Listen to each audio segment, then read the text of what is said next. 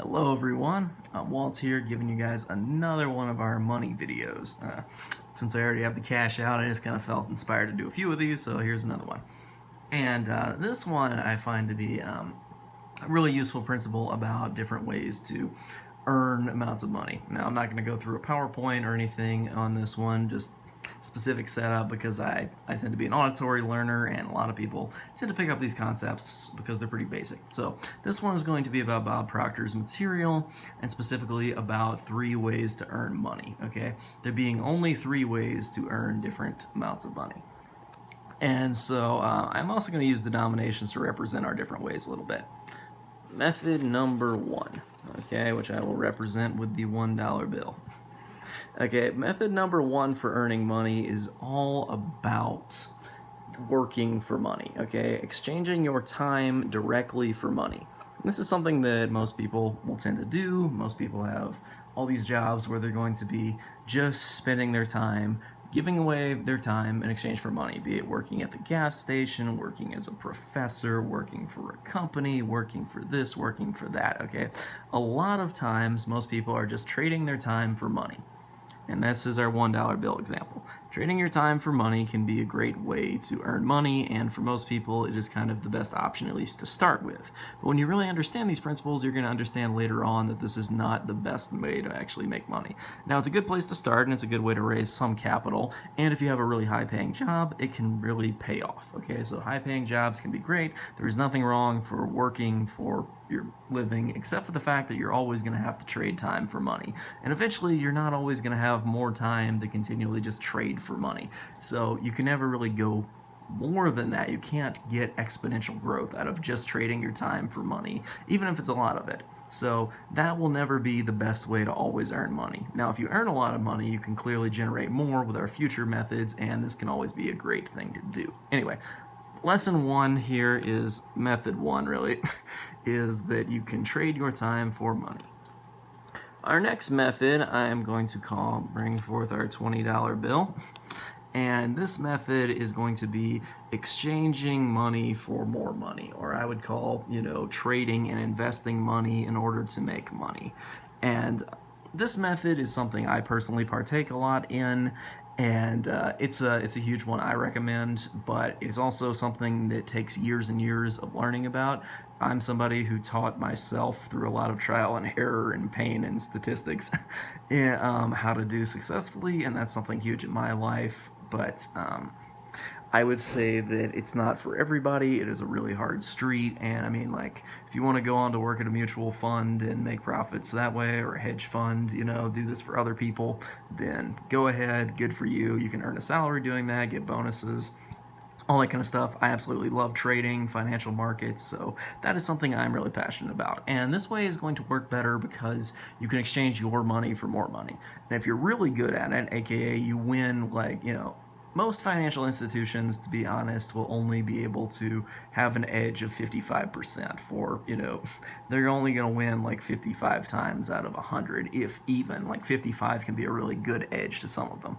And as Albert Einstein said, your compound interest is like the most powerful force in the universe.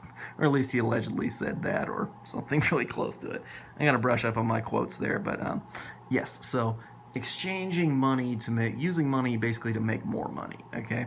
And this is going to be a method where you're just actively trading it, so you're going to be buying stocks or buying, various things like that and exchanging it back for different amounts of money.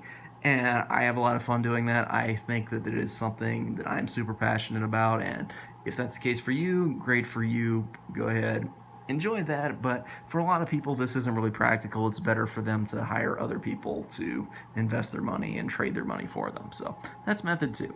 Method 3, which I would say is probably our best method, most important method, I will bring forth the $100 bill here because this method is, kind of the coup de grace, the ultimate kind of method we really want here.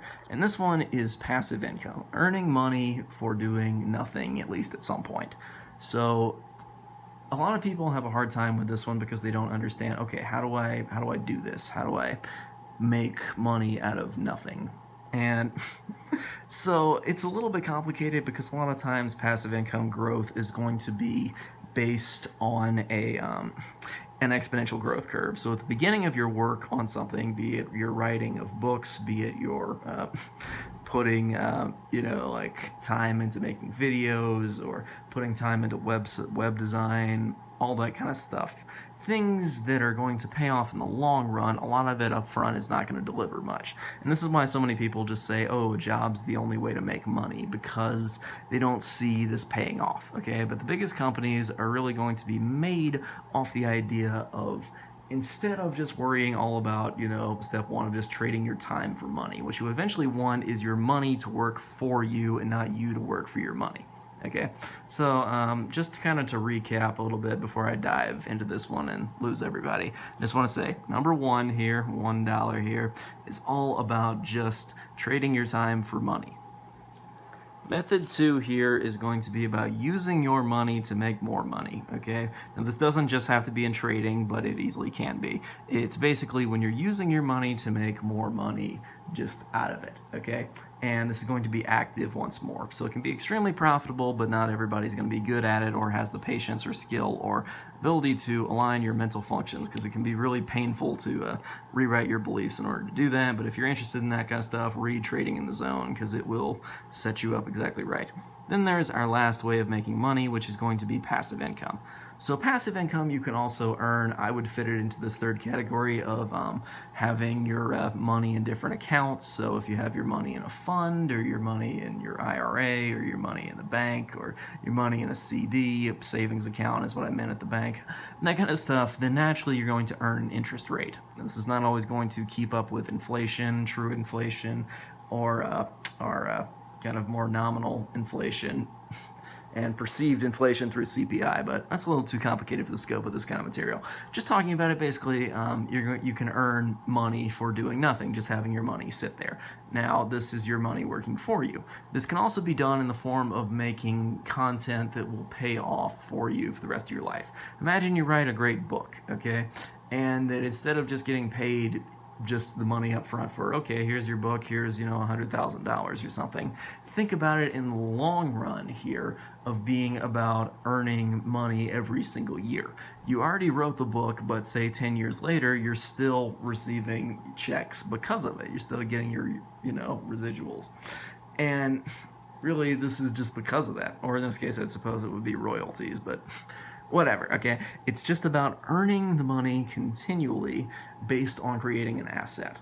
And in some cases, it could be a video even just like this. It's going to be material that in the future is going to pay you just by sitting there. So a lot of times you're going to put in effort to making your company, to making your, videos, or to making your writing your books, for example. All those are kind of just methods that are going to be like this. A lot of times your best corporations are also going to eventually turn into this. And it's about creating an asset that is going to work for you, that's going to work for itself. Basically, your asset is now going to pay you, over a long period of time. So 5 years later, 10 years later, and even into future generations, your asset is just going to continually keep putting money in your pocket, which is kind of the rich dad, poor dad definition of an asset in the first place. But basically, when you create something that is going to be extremely valuable, think of it like this. Imagine if you spent 30 minutes